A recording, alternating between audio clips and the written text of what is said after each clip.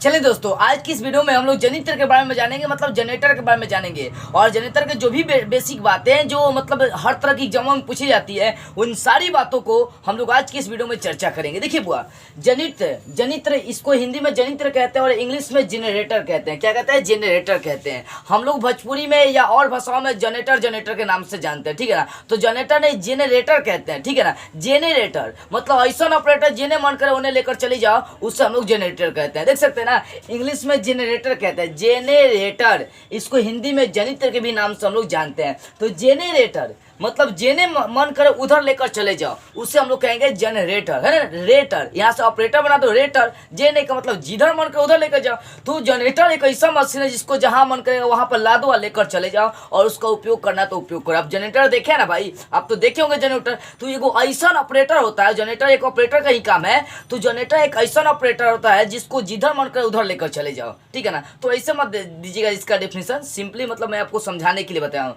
देखो, जनरेटर को हिंदी में हम लोग जनरेटर कहते हैं, ये इंग्लिश वर्ड है। देखो जनरेटर करता क्या है, तो ये जो होता है ना, यांत्रिक ऊर्जा को विद्युत ऊर्जा में बदलता है। कौन सा ऊर्जा को? यांत्रिक ऊर्जा को किस में बदलेगा? तो विद्युत ऊर्जा में बदलता है। ध्यान दीजिएगा, यांत्रिक ऊर्जा को ये किस में बदलने का काम करेगा?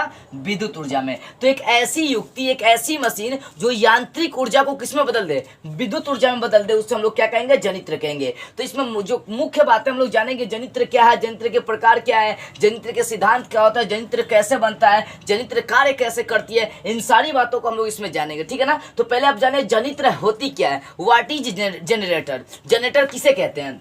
देखो बुआ, अभी बता दी कि एक ऐसा मशीन, एक ऐसा युक्ति जो क्या करे, यांत्रिक ऊर्जा को किस में बदल दे? विद्युत ऊर्जा में बदल दे। किसमें? यांत्रिक ऊर्जा को जो विद्युत ऊर्जा में बदल देगा, उससे हम लोग क्या कहते हैं? जनरेटर कहते हैं, ठीक है ना। जनरेटर का यही काम होता है। जैसे आप जनरेटर में तेल उल डालते हैं ना बुआ, तो यांत्रिक ऊर्जा हो गया, अब उसको किस में बदली जाती है? विद्युत ऊर्जा में बदली जाती है। तो ये क्या हो गया? एक मशीन हो गया जिसको हम लोग बोलेंगे जनरेटर। तो जनरेटर एक ऐसी युक्ति है जिसमें यांत्रिक ऊर्जा को विद्युत ऊर्जा में बदली जाती है। देखो, जनरेटर जो होती है ना, प्राय दो तरह की होती है। एक जो डायरेक्ट मतलब धारा अप्लाई करे और मतलब धारा सप्लाई करे, और दूसरा कभी कम कभी अधिक, कभी कम कभी अधिक। हम लोग जो धारा अप्लाई करते हैं ना, वो प्रत्यावर्ती धारा अप्लाई करते हैं, इसको अल्टरनेटिंग करंट के नाम से हम लोग जानते हैं। देखो बुआ, मतलब कभी काल देखेंगे कि आपके घरों में जो लाइन आती है, उसका मतलब कभी बॉल का होता है एकदम, मतलब उसका वोल्टेज बहुत कम हो जाता है, कभी अधिक हो जाता है, कभी कम हो जाता है, कभी अधिक हो जाता है। तो ये जो होता है ना, कभी कम कभी अधिक, कभी कम कभी अधिक, ये होता है अल्टरनेटिंग करंट में। हाँ, डायरेक्ट करंट में क्या होता है कि इसमें एकदम सीधा बहेगा। अगर 250 वोल्ट से मतलब धारा बह रही है तो वो 250 से बहेगा, वो होता है डायरेक्ट करंट। तो जो जनरेटर होता है, जो जनरेटर होता है, वो दो तरह के होता है। कौन कौन? एक होता है डिस्ट धारा जनरेटर और दूसरा होता है प्रत्यावर्ती धारा जनरेटर। डिस्ट धारा जनरेटर को हम लोग डायरेक्ट करंट जनरेटर के नाम से जानते हैं, और प्रत्यावर्ती धारा जनरेटर को अल्टरनेटिंग करंट जनरेटर के नाम से जानते हैं। ये दो तरह की धारा होती है। देखो वो डिस्ट धारा जनरेटर क्या होता है, इस बात को समझिए। डिस्ट धारा जनरेटर में क्या होता है, उसमें डायरेक्ट आपका करंट बहेगा एकदम सीधा, ठीक है ना। इसमें एकदम आपका सीधा करंट बहेगा, जो भी धारा अप्लाई होगी। लेकिन प्रत्यावर्ती धारा में क्या होगा कि कभी धारा आपका ऊपर कभी नीचे, ठीक है ना, कभी ऊपर कभी नीचे, मतलब कभी जीरो कभी हाई, कभी जीरो कभी हाई। ऐसे धारा क्या होती है? बहते रहती है, ठीक है ना। ऐसे धाराएं क्या होती है? बहते रहती है। किसमें? प्रत्यावर्ती धारा में, ठीक है ना। कभी शून्य हो जाता है। देखो जैसे मान लो ये जीरो से गया, हाई गया, फिर जीरो, फिर उठेगा, फिर जीरो, हाई, ऐसे आपका बढ़ते चलता है। किसमें? तो देखो, डिस्ट धारा जनरेटर किसे कहेंगे? एक ऐसा जनरेटर जिसमें धारा सीधी बहती है, डायरेक्ट बहती है, उस हम लोग डिस्ट धारा जनरेटर कहते हैं। और प्रत्यावर्ती धारा में मतलब क्या होगा? एक ऐसा जनरेटर जिसमें धारा का मान जीरो, फिर ऊंच, फिर जीरो, फिर ऊंच, फिर जीरो, फिर ऊंच, ऐसे जब क्रम चलते रहती है, तो ऐसे जनरेटर को हम लोग क्या कहते हैं? प्रत्यावर्ती धारा जनरेटर कहते हैं। ये जो पिक्चर है, ये डिस्ट धारा जनरेटर का है, और ये जो पिक्चर है, ये आपका है प्रत्यावर्ती धारा जनरेटर। तो इस वीडियो में हम लोग दोनों बातें जानेंगे, दोनों को आप सारी संरचना जानेंगे, कैसे कार्य करता है डिस्ट धारा जनरेटर और प्रत्यावर्ती धारा जनरेटर। इन दोनों बातों को हम लोग जानेंगे, ठीक है ना। तो ध्यान दीजिएगा। तो समझ में आ गए जनरेटर कितने प्रकार के? दो प्रकार के। डिस्ट धारा जनरेटर जिसको इंग्लिश में डायरेक्ट करंट जनरेटर कहते हैं, और दूसरा प्रत्यावर्ती धारा जनरेटर जिसको हम लोग अल्टरनेटिंग करंट जनरेटर कहते हैं। इसे क्या, इसका डिफाइन कैसे करेंगे, इसको डिफिनेशन कैसे देंगे? तो ऐसा जनरेटर जिसमें धाराएं डायरेक्ट बहती है, उसे डिस्ट धारा जनरेटर कहते हैं। और ऐसा जनरेटर जिसमें धाराएं कभी कम कभी अधिक, कभी कम और कभी अधिक ऐसे बहती है, उसे हम लोग कहते हैं प्रत्यावर्ती धारा जनरेटर, अल्टरनेटिंग करंट जनरेटर कहते हैं, ठीक है ना। समझ में आ गई। अब देखो ये जो जनरेटर होता है, ये दोनों जनरेटर ये किसके सिद्धांत पर कार्य करता है, तो याद रखिएगा ये जो होता है चुंबकीय मतलब विद्युत चुंबकीय प्रेरण के सिद्धांत पर कार्य करता है। किसके सिद्धांत पर, तो चुंबकीय प्रेरण के सिद्धांत पर ये कार्य करता है, विद्युत चुंबकीय प्रेरण के सिद्धांत पर। अब आप कहिए कि ये क्या है विद्युत चुंबकीय प्रेरण, ठीक है ना। देखो विद्युत चुंबकीय प्रेरण क्या है, इसको मैं अगर समझाना चाहूँ तो ध्यान से समझिएगा। होता क्या है कि मान लीजिए आपके पास कोई बंद कुंडली है यहाँ पर, ठीक है ना, ये आपके पास क्या है कोई बंद कुंडली है, ठीक है। आज जब इसमें मतलब क्या है, जब इसके बंद इस ये क्या एक बंद कुंडली है और इसमें जब धारा प्रवाहित करेंगे तो आपको मालूम है कि इसके चारों ओर क्या उत्पन्न हो जाएगा, चुंबकीय क्षेत्र उत्पन्न हो जाएगा, जिसको बी हम लोग कहते हैं, ठीक है ना।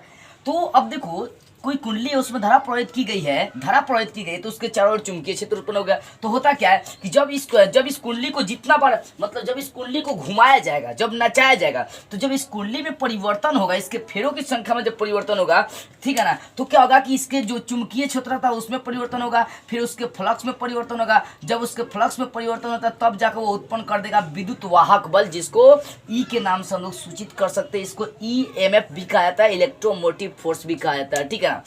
तो क्या होता है कि जब किसी कुंडली को चुंबकीय क्षेत्र में रखी जाती है, ठीक है ना, जब किसी बंद कुंडली को ये चुंबकीय क्षेत्र में रखी गई और उसके धारा में जब परिवर्तन किया गया, तो यहाँ पर जैसे उसके धारा में परिवर्तन होगा तो उसके चुंबकीय क्षेत्र में परिवर्तन होगा। जब उसके चुंबकीय क्षेत्र में परिवर्तन होगा तो उसके फ्लक्स में परिवर्तन होगा, और जब फ्लक्स में परिवर्तन होगा तब विद्युत वाहक बल उत्पन्न होती है, जो धारा को प्रेरित करती है, धारा उत्पन्न करती है, ठीक है ना। तो यही आपका क्या है विद्युत चुंबकीय प्रेरण है, कि जब किसी बंद कुंडली को किसी क्षेत्र में, किसी चुंबकीय क्षेत्र में रखी जाती है और उस कुंडली को घुमाई जाती है, तब उसके चुंबकीय क्षेत्र में परिवर्तन होता है। उसी चुंबकीय क्षेत्र के परिवर्तन का चुंबकीय फ्लक्स में भी परिवर्तन होता है, और जब चुंबकीय फ्लक्स में परिवर्तन होता है तो विद्युत वाहक बल उत्पन्न होता है। और ये विद्युत वाहक बल क्या होता है, तो धारा प्रेरित करती है, ठीक है ना। तो ये बंद कुंडली है, इसको चुंबकीय क्षेत्र में रखा गया, बंद कुंडली को घुमाया गया, कुंडली को जैसे ही घुमाई जा रही है चुंबकीय फ्लक्स विद्युत चुंबकीय क्षेत्र में परिवर्तन हो रहा है। जब इसमें परिवर्तन हो रहा है तो चुंबकीय फ्लक्स में परिवर्तन हो रहा है, आज जैसे ही चुंबकीय फ्लक्स में परिवर्तन होगा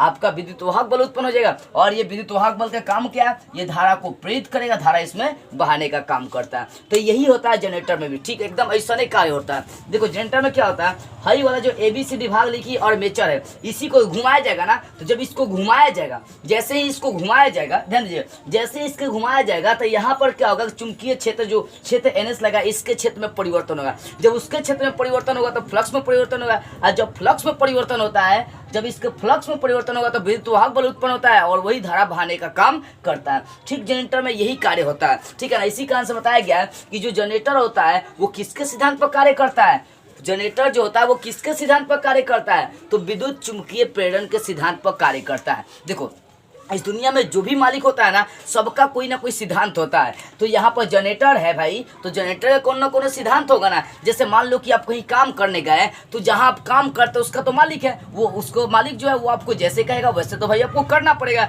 नहीं करिएगा तो टिकट काट के आपको लगले हटा देगा। वो कहेगा हर आप करिएगा बहेरा, तो भाई आपको छोड़ेगा, वो तो आपको हटा ही देगा अपने काम से। और सही हर आदमी का सिद्धांत होता है, जनरेटर का भी सिद्धांत है। और वो सिद्धांत क्या है, तो विद्युत चुंबकीय प्रेरण के ही सिद्धांत पर कार्य करना है। अगर मान लो यहाँ पर हम लोग अन्योन्य प्रेरण का सिद्धांत लगाएंगे, जैसे ट्रांसफार्मर में पढ़े थे, अन्योन्य प्रेरण का सिद्धांत लगाएंगे तो ये तनिको कार्य नहीं करेगा, इसको हटा ही देगा, तो क्या फायदा। तो जिसका हर आदमी का अलग अलग सिद्धांत होता है, ट्रांसफार्मर का अलग सिद्धांत हो गया, अब जनित्र का अलग सिद्धांत हो गया। तो जनित्र का सिद्धांत होता है विद्युत चुंबकीय प्रेरण। इसमें क्या होता है कि बंद कुंडली को क्षेत्र में रखना है, और बंद कुंडली को जितना घुमाएंगे उतना उसके चुंबकीय क्षेत्र में परिवर्तन होगा, और जब उसके चुंबकीय क्षेत्र में परिवर्तन होगा तब उसके फ्लक्स में परिवर्तन होगा, और जब उसके फ्लक्स में परिवर्तन होगा तब वहां पर क्या उत्पन्न होगा, विद्युत वाहक बल उत्पन्न करेगा। और जो क्या करेगा, विद्युत वाहक बल, वही विद्युत वाहक बल धारा को प्रेरित करता है, ठीक है। तो इसी तरह से ये क्या चुंबकीय विद्युत चुंबकीय प्रेरण हो गया। तो समझ में आ गई विद्युत चुंबकीय प्रेरण का जो सिद्धांत है वो कैसे काम करता है, ठीक है ना। तो जो जनरेटर होता है किसके सिद्धांत पर कार्य करता है, विद्युत चुंबकीय प्रेरण के सिद्धांत पर कार्य करता है। अब बात करते हैं जनरेटर बनता कैसे है, जनरेटर बनता कैसे है वो छोड़िए, पहले आप बताइए कि आपको भगवान कैसे बनाते हैं, ठीक है ना। आपको कैसे बनाते हैं, कहीं ना कोनो सुंदर लड़की को आप देखते होंगे तो कहते हैं कि बाप भगवान इसको फुर्सत से बनाए होंगे। अरे उसको फुर्सत से बनाया तो तुमको व्हाट्सएप से बनाया है, देखो बुआ, तो कहने का मतलब जो बनावट होती है वो अलग अलग तरीके से बनावट होती है। हमारी जो बनावट है थोड़ा सा आपको इधर उधर दिखाई दे देगी, मतलब थोड़ा सा गलत तो नहीं होगा मेरे अनुमान से, लेकिन थोड़ा सा अगर टेढ़ मेढ़ होगा तो उसके लिए बुरा मत मानिएगा, ठीक है। हाथ से सारी पिक्चर बनाई गई है, तो बनाने का तरीका सबका अलग अलग होता है। मेरा तरीका अलग है, आपकी किताब में पिक्चर अलग दिया। हम लोग जो है ना एकदम सिंपल तरीका खोजते हैं जिसके माध्यम से आपको बेटर से अच्छे तरीके से समझा सके। देखो इस दुनिया में जो भी इंसान है सब सुंदर ही खोजता है, मैं भी पिक्चर को सुंदर ही बनाता हूँ। अच्छा एक एग्जाम्पल मैं आपको देता हूँ, मान लो कि आपको शादी करने का ऑफर आता है और आपके सामने 2 लड़की है, एक सुंदर और एक करिया कुलट है, तो आप किसको पसंद करिएगा? करिया से शादी करिएगा? उसको देखते देखते आप रोने लगिएगा, कहिएगा कि अब तो हम ना रहम होगी करियठ पर, जाके रहम मठ पर ना।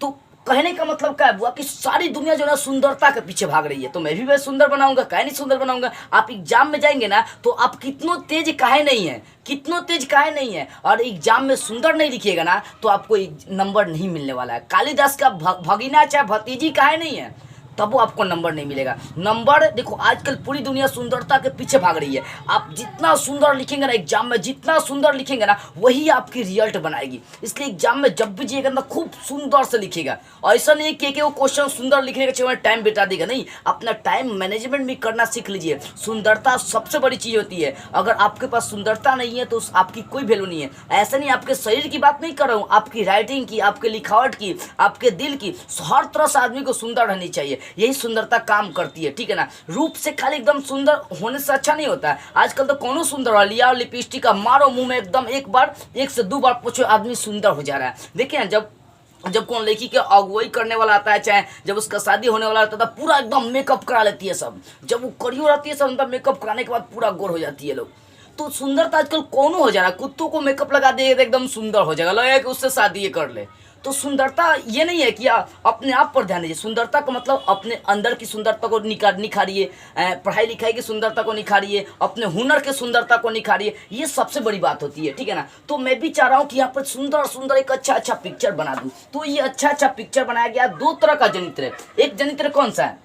एक जनित्र आपका डायरेक्ट करंट जनरेटर है और दूसरा है अल्टरनेटिंग करंट जनरेटर, ठीक है ना, जनित्र, ठीक है ना। देखो थोड़ा सा पढ़ाई के साथ साथ इंजॉयमेंट भी जरूरी होता है। बच्चे का जो दिमाग होता है थोड़ा सा बोर होने लगता है, तो उसको मेंटेनेंस करने के लिए थोड़ा सा हंसना जरूरी होता है। जो बातें मैं बोलता हूँ उसके लिए बुरा मत मानिएगा, लड़कियों का दिल दुखाने का मेरा अनुमान नहीं है, ठीक है ना। देखो बुआ, तो हम लोग कहाँ थे? जनित्र के सिद्धांत पर। जनित्र का सिद्धांत समझ गया कि जनित्र का जो सिद्धांत होता है विद्युत चुंबकीय प्रेरण के सिद्धांत पर कार्य करती है। कैसे कार्य करते हैं? जब किसी बंद कुंडली को चुंबकीय क्षेत्र में रखकर उसको घुमाएंगे तो उसके चुंबकीय क्षेत्र में परिवर्तन होगा, तब उसके फ्लक्स में परिवर्तन होगा। जब फ्लक्स में परिवर्तन होगा तब विद्युत वाहक बल बनेगा, और जब विद्युत वाहक बल बनेगा तो वही विद्युत वाहक बल धारा को प्रेरित करता है। इसी सिद्धांत पर दोनों जनरेटर काम करता है, AC और DC। अब आगे चलते हैं जनित्र की बनावट। देखो जनित्र जो होती है ना वो 3 से 4 तरह से बनी होती है। क्या क्या? तो पहले तो 2 क्षेत्र, मतलब 2 क्षेत्र लगाया जाता है। मतलब एगो चुंबक रहता है N और S, नॉर्थ और साउथ, यानी यहाँ पर क्षेत्र चुंबक होती है जिसको NS के नाम से जानते हैं। देख सकते हैं NS क्षेत्र ये बहुत शक्तिशाली क्षेत्र चुंबक होती है। इन्हीं के बीच में देख सकते हैं ABCD ये क्या आर्मेचर लगाया गया। इसी आर्मेचर को जब घुमाएंगे ना तब इसमें धाराएं उत्पन्न होती है। किसका? तो विद्युत चुंबकीय प्रेरण के सिद्धांत पर ये कार्य कर, ठीक है ना। तो पहले हम लोग इसमें 3-4 तरह की चीजें लगाते हैं बनाने के लिए।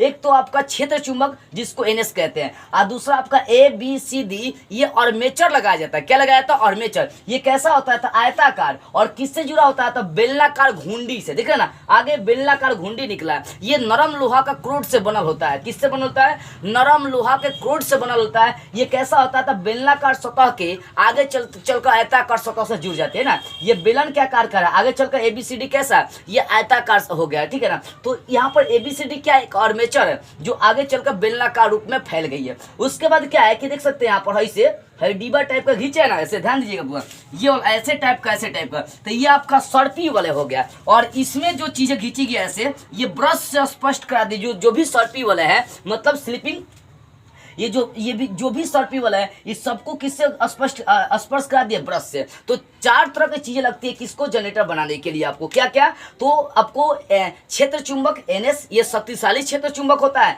और दूसरे इनके बीच ABCD क्या होता है, और मेचर लगा दिया जाता है, और साथ में सर्पी वलय, और सर्पी वलय के साथ ब्रश, सर्पी वलय को ब्रश से स्पर्श करा देते हैं, जोड़ते नहीं है, और स्पर्श करा दिया जाता है, ठीक है ना। तो इन सारी चीजों को जब लगा लेंगे तो आपका क्या बनेगा, जनरेटर बनेगा, ठीक है ना। लेकिन याद रखिएगा, अब कहेंगे भाई डिश धारा जनरेटर कैसे बनाएंगे, प्रत्यावर्ती धारा जनरेटर कैसे बनाएंगे, तो यही बातें मैं आपको समझा रहा हूं। देखो, जब आप यहाँ पर देखेंगे एगो सर्पी वलय है ना, एक ना सर्पी वलय है, तो जब एगो सर्पी वलय के स्थान पर 2 सर्पी वलय लगा देंगे तो वो आपका बन जाएगा प्रत्यावर्ती धारा जनरेटर, और यहाँ पर जब एगो सर्पी वलय इसी में लगा देंगे तो आपका वो बनेगा प्रत्यावर्ती धारा जनरेटर। समझ में आ रही है बुआ? तो यहाँ जो होता है प्रत्यावर्ती धारा, जो दिश धारा जनित्र होता है, इसमें मात्र 1 सर्पी वलय लगल होता है, और इसमें क्या होता है, प्रत्यावर्ती धारा जनित्र में 2 सर्पी वलय लगल रहता है, ठीक है ना। बस यही दोनों में अंतर है, दोनों एक ही सिद्धांत पर कार्य करता है, और इसमें धारा सीधा निकलती है, इसमें थोड़ा कम अधिक निकलता है। ये 2-3 अंतर इसमें पाए जाते हैं, ठीक है, समझ में आ गई होगी। तो जब 1 सर्पी वलय के स्थान पर 2 सर्पी है, एगो सर्पी वलय के स्थान पर जब 2 सर्पी वलय लगाएंगे तो वही जनरेटर आपका क्या बन जाएगा, प्रत्यावर्ती धारा जनरेटर। हमारे घरों में जो बिजली आती है, जो भी धाराएं आती है, वो सब किसका, प्रत्यावर्ती धारा का ही रूप होता है, कभी कम कभी अधिक, कभी कम कभी अधिक, कभी कम कभी अधिक, ये होता है, ठीक है।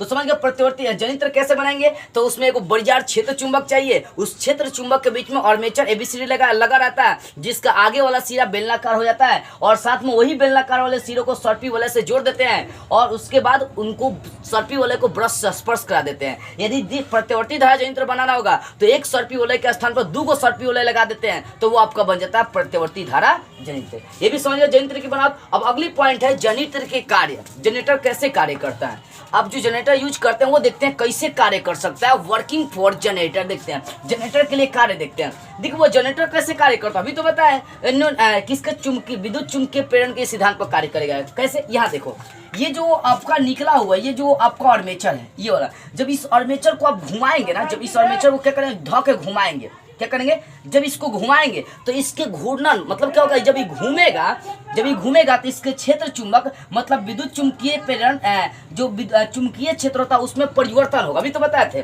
कि जैसे ही आप इस आर्मेचर को घुमाएंगे तब उसके क्या होगा, चुंबकीय क्षेत्र में परिवर्तन होगा, और जब चुंबकीय क्षेत्र में परिवर्तन होगा तो फ्लक्स में परिवर्तन होगा, और जब फ्लक्स में परिवर्तन होता है तो यहाँ पर विद्युत वाहक बल आता है, जो विद्युत वाहक बल धारा को प्रेरित करता है। अब यहाँ पर धारा की दिशा किधर होगी, ऊपर से नीचे आए, ऊपर मतलब नीचे से ऊपर जाएगी कि ऊपर से नीचे आएगी, ये धारा हम लोग मालूम कर लेते हैं। देखो यहाँ पर धारा की दिशा मालूम करने के लिए एक महान वैज्ञानिक थे जिनका नाम था फ्लेमिंग। फ्लेमिंग के दाएं हाथ का नियम मतलब दक्षिण हस्त का नियम अप्लाई करके आप मालूम कर सकते हैं कि धाराएं किधर बह रही है, मतलब धाराएं नीचे से ऊपर जा रही है कि ऊपर से नीचे आ रही है। कहने का मतलब धारा की दिशा ऊपर है कि नीचे है, ये मालूम करने के लिए आपको अप्लाई करनी पड़ेगी किसका, तो फ्लेमिंग का दक्षिण हस्त नियम, यानी दाहिना हाथ का नियम, जिसको सीधा हाथ भी कहते हैं। देखो फ्लेमिंग का दक्षिण हस्त नियम कहता है ना कि अंगूठा को चालक की गति की दिशा, मतलब चालक जिधर गति कर रही है, ठीक है ना, और ये जो है तर्जनी जो उंगली है इसको किधर क्षेत्र की दिशा में, किधर क्षेत्र है आपका, ठीक है ना। यहाँ पर जो धारा बहेगी ना आपका नॉर्थ से साउथ की ओर धारा बह रही है, देखिए नॉर्थ से साउथ की ओर क्षेत्र दिशा आपका, नॉर्थ से मतलब इधर से आपका इधर क्षेत्र दिशा है, धारा नहीं बह रही है, क्षेत्र की दिशा किधर है, तो नॉर्थ से साउथ की ओर है, ठीक है ना। तो यहाँ फ्लेमिंग का वाम हस्त दक्षिण हस्त नियम कैसे अप्लाई करेंगे, तो फ्लेमिंग का दक्षिण हस्त नियम कहता है कि अंगूठा को जिधर गति की दिशा है, चालक की गति उधर करना है, और ये जो आपका तर्जनी है इसको क्षेत्र की दिशा में रखना है, और ये जो मध्यमा है तब जब ये दोनों आपका ऐसे हो जाएगा, ये चालक की गति की दिशा में और ये क्षेत्र की दिशा में, तब ये जो आपका मध्यमा है, ये जो मध्यमा है ये आपको धारा की दिशा बताया किधर धारा बह रही है। लेकिन याद रखना ये तीनों लंबवत होनी चाहिए एक दूसरे का लंबवत, देख रहे हैं ना, देखिए जैसे ये अंगूठा लंबवत ऐसे करेंगे तो ये अंगूठा ये वाला लंबवत, और जब ऐसे करेंगे तो ये वाला आपका लंबवत होगा, तो तीनों लंबवत होनी चाहिए। अंगूठा जिधर गति कर रही उधर, और ये तर्जनी क्षेत्र की दिशा में, और ये वाली अंगुली आपका मध्यमा जो है ना, ये मध्यमा जो है ना आपकी बताएगी किधर धारा की दिशा होगी, तो ये मध्यमा बताने का काम करती है। अभी ध्यान देते हैं, मान लो कि ये वाला जो आर्मेचर है इसको ऐसे घुमा रहे, ध्यान दीजिए, तो आपका गति किधर इधर की हो रही है, तो इधर की ओर जब करेंगे ध्यान दीजिएगा, और आपका क्षेत्र की दिशा इधर है, ठीक है ना। क्षेत्र की दिशा किधर है, क्षेत्र की दिशा इधर ना जा रहा है, नॉर्थ से साउथ में जा रहा है। और आपका मान लो कि जब ऐसे घुमाएंगे तो गति इधर हो रही है,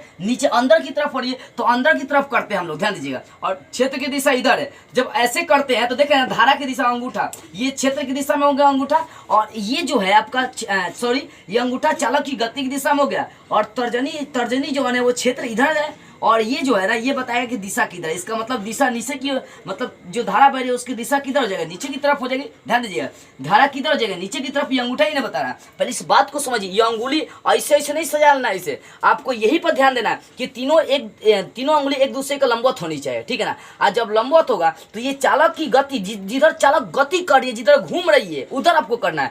हई जहाँ क्षेत्र के जिस दिशा में क्षेत्र है, जिस दिशा में चुंबक है उसमें रखना है, तब आपका ये धारा का दिशा बताएगा। एक बार समझिए, ध्यान दीजिएगा। ये आपका चालक, ये चालक को जब आप ऐसे घुमाएंगे और आर्मेचर को जब ऐसे घुमाएंगे तो चालक यहाँ पर करिए, मतलब यहाँ ये गति है आपका, तो अंगूठा को गति की दिशा में, आई जो तर्जनी है इसको क्षेत्र की दिशा में, और तब ये मध्यमा आपका किधर नीचे की ओर आ रहा है। इसका मतलब इसमें धारा जो है वो किधर बहेगी, नीचे की तरफ बहेगी, ठीक है ना। धारा नीचे की तरफ ऐसे बहते हुए धारा जो है आपकी क्या हो जाएगी, ऐसे धारा आने का काम करेगी। तो इसमें ये फ्लेमिंग का दक्षिणावर्त नियम यूज करके आप क्या कर सकते हैं, धारा की दिशा निकाल सकते हैं। याद रखिए, क्वेश्चन कई बार करता भी है कि फ्लेमिंग का दक्षिणावर्त नियम क्या है। तो याद रखिएगा, तीनों एक दूसरे के लंबवत होनी चाहिए, ये चालक की गति की दिशा में, ये क्षेत्र की दिशा में, तब ये वाला मध्यमा जो ये धारा की दिशा आपको बताएगा। मैंने भी ऐसे ही मालूम कर लिया, इसको क्षेत्र की दिशा में रख लिया, और ये आपका जो तर्जनी है, ये सॉरी अंगूठा जो है चालक की गति की दिशा में रख लिया, और ये तर्जनी क्षेत्र की दिशा में, तब ये मध्यमा क्या बताइए, धारा की दिशा नीचे की तरफ होगी। तो इसका मतलब है कि धारा की दिशा जो है नीचे की तरफ होगी, ठीक है ना।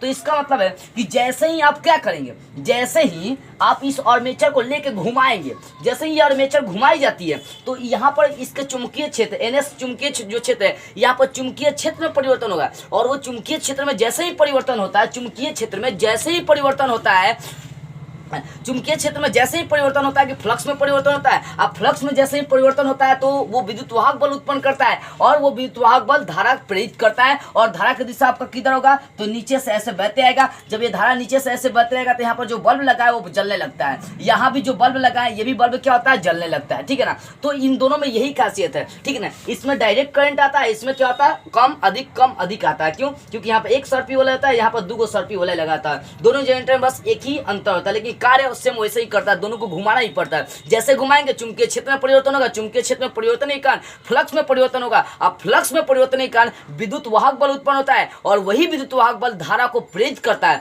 धारा की दिशा कैसे निकालेंगे, तो फ्लेमिंग का दक्षिणावर्त नियम लगाएंगे। तीनों अंगुली, अंगूठा, तर्जनी और मध्यमा एक दूसरे के मतलब क्या करेंगे, लंबवत करेंगे, और इसको चालक की दिशा में रखना है, चालक जिधर गति करे उधर रखना है, इसको क्षेत्र की दिशा में रखना है, और इसको किधर, ये आपको बताएगा कि धारा किधर बह रही है। ऐसे ही चालक की गति की दिशा में रख दिए, इसको क्षेत्र की दिशा में, तब ये बता रही है कि धारा आपके नीचे की तरफ बहेगी। ये क्या है, तो फ्लेमिंग का दक्षिणावर्त नियम, मतलब दाएं हाथ का नियम, मतलब इसको सीधा हाथ भी कह सकते हैं। तो जैसे ही घुमाएंगे तो क्या होगा कि आपकी धाराएं बहने लगती है। जब क्षेत्र में परिवर्तन होगा तो फ्लक्स में परिवर्तन में विद्युत वाहक बल बनेगा, और वही विद्युत वाहक बल धाराएं बहाने का काम करती है। जैसे ही धारा बहेगा तो आपका ये बल्ब जलने लगेगा। तो इस तरह से क्या होता है, जनरेटर कार्य करता है, ठीक है ना। आप देखे ना, जनरेटर हंडिल मारा जाता है, देखे ना, हंडिल रख के हंडिल घुसा के उसको मारे, तो वो कहाँ है, तो वही तो आपका आर्मेचर है, निकला नहीं दिखे तार के जैसा, इसी को घुमाया जाता है। जब घुमाएंगे तो हयू जो लगा है गोल का सर्पी बोले, ये भी घूमता है, लेकिन ब्रशवा सिर्फ स्पर्श किया रहता है, ब्रश नहीं घूमता, याद रखिएगा। तो इस तरह से क्या होता है, जनरेटर कार्य करता है। तो आपको समझ में आ गई जनरेटर क्या है, कैसे बनाते हैं, जनरेटर कितने प्रकार के होते हैं, दिष्ट धारा जनरेटर, प्रत्यावर्ती धारा जनरेटर के कार्य क्या है, इन दोनों में अंतर क्या है, और साथ में कैसे बनाते हैं जनरेटर, और दूसरी बात है जनरेटर कार्य कैसे करते हैं। इन सारी बातों को आप बेटर से समझ गए होंगे। तो बस आज की इस वीडियो में इतना ही। अगले वीडियो में हम लोग एक नई टॉपिक लेकर फिर मिलेंगे।